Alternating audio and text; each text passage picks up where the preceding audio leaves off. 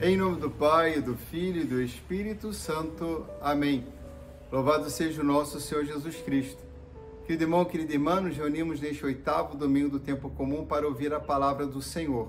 E não apenas ouvir sua palavra, mas a partir da palavra buscá-lo intensamente, com todo o nosso coração, com toda a nossa alma, com toda a nossa força, com todo o nosso espírito na Eucaristia, celebrando a Eucaristia em comunidade. Precisamos de Jesus, precisamos da comunidade cristã, da assembleia que se reúne em torno do altar, em torno da palavra.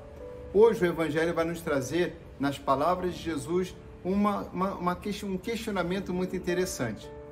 Jesus vai dizer que temos um tesouro no coração. O questionamento é este: o tesouro que você tem no seu coração é um bom tesouro ou um mau tesouro? A primeira leitura retirada do livro de Eclesiástico vai nos falar sobre a palavra que edifica ou a palavra que destrói.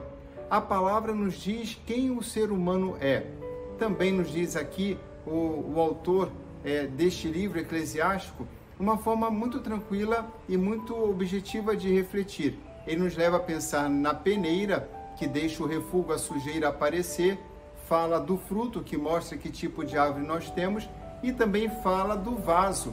Um bom vaso bem feito, um bom barro, quando entra no forno se racha, ele não é um bom vaso, não foi bem feito. Então, o forno prova o vaso, a peneira retira a sujeira, e assim os frutos mostram a árvore. Da mesma forma, o homem pode ser provado para saber se é ou não um homem que caminha na presença de Deus. Isso por meio de sua fala, por meio de sua palavra, por meio de suas conversas. É assim que nós conhecemos o que há dentro do coração do homem. No Eclesiástico vamos encontrar esta afirmação: a palavra mostra o coração do homem. Não elogies ninguém antes de ouvi-lo falar. Então a palavra mostra, é exatamente o que o Senhor vai nos dizer no final do Evangelho. A boca do homem fala do que o coração está cheio. E o Senhor vai nos dizer, então, antecipadamente, eu dizia, do bom tesouro do coração ou do mau tesouro. O que você retira do seu coração? O que você coloca para fora? O que você expressa? Quais são as suas palavras? E vejamos bem, o Evangelho quer dizer boa nova.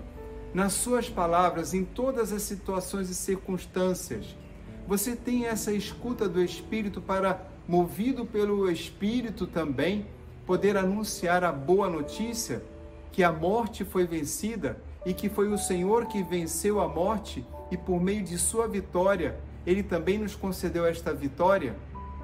Esta é a boa notícia. O Pai nos ama e o Senhor nos salvou do pecado e abriu o céu para nós, derramando abundantemente o Espírito Santo para que nos tornássemos todos filhos e filhas de Deus. Filhos e filhas no Filho de Deus, a exemplo do Filho de Deus, seguindo o Pai, seguindo Jesus, o Filho do Pai. É o que aparece na segunda leitura. Aqui nós temos em 1 Coríntios capítulo 15, nos falando sobre a vitória sobre a morte. Mas vai nos dizer que a morte ainda está presente. E a morte entra na nossa vida como um aguilhão, então como uma ponta de ferro que é utilizado para conduzir o gado, que fere, que machuca. Então a morte entra no nosso coração por meio do pecado. Hoje, tanto a primeira leitura quanto no Evangelho nos mostra que este pecado que pode realmente nos conduzir à morte é aquilo que vem da nossa boca, na verdade, que provém do nosso coração. Durante a semana passada, nós ouvimos a carta de Tiago. E que riqueza e clareza para entendermos o quanto que a língua pode edificar, anunciando o reino, ou destruir, manifestando a paixão e o egoísmo em torno de si, ou seja, o pecado. Queridos irmãos, ainda São Paulo vai nos dizer que nós devemos abraçar a vitória de nosso Senhor.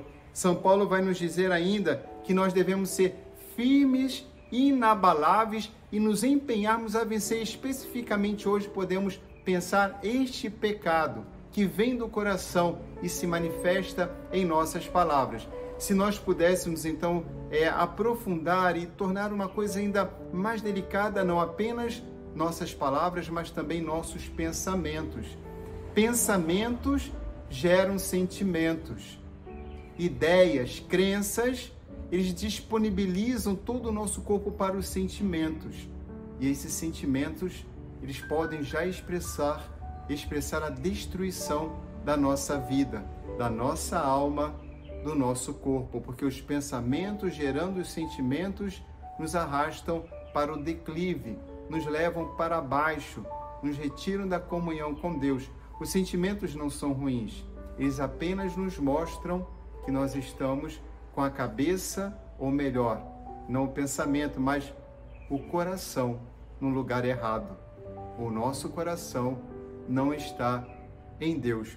Por isso, vai dizer São Paulo, devemos nos empenhar, devemos lutar. E diz ainda São Paulo, vossas fadigas não são em vão no Senhor. Lutemos, toda a luta, todo o cansaço nessa luta para vencer o pecado, é certo que será visto com todo o olhar de misericórdia por Deus.